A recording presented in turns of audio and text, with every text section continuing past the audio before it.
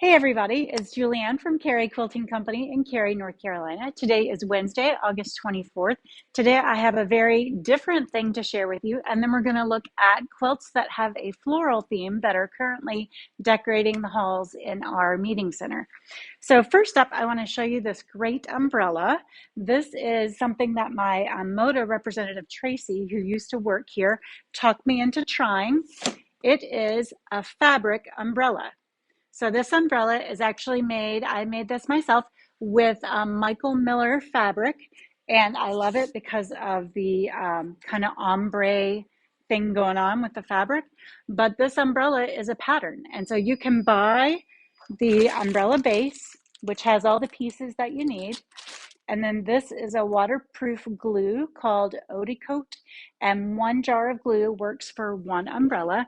So you probably can't like kind of see it, but it does have the waterproof coating on it.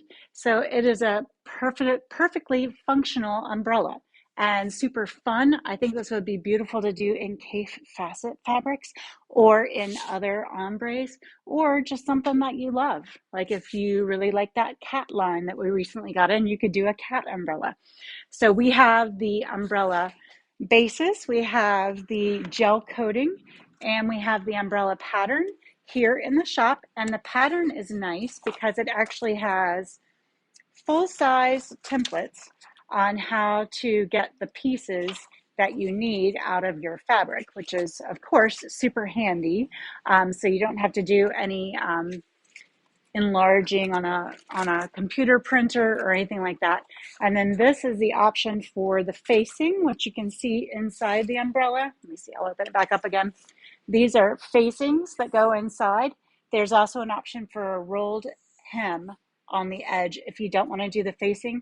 I found the facing to be really easy, and I like the finish that it gives to the edge of the umbrella. So these are now available in the shop and online. I'm not sure about shipping this piece. We'd have to look into that. I'm not sure if it's online or not. But we will check it out, and I will stick a link in today's video description on all these parts. Now let's take a look at the beautiful floral quilts that are up around our meeting center. Next month for September, we're going to ask our local quilters and our staff members to come to us with Halloween themed quilts. The primary reason being is that we want Halloween quilts in our own houses in October. So we're going to have Halloween in here for all of September. I don't know a lot about a lot of these quilts, but this one is one of mine. And I did the hand beading of the freshwater pearls and the diamond shaped beads because I thought it just added a lot to that quilt. That one is, I believe, called Dahlia, and it is a Quilt Smart pattern.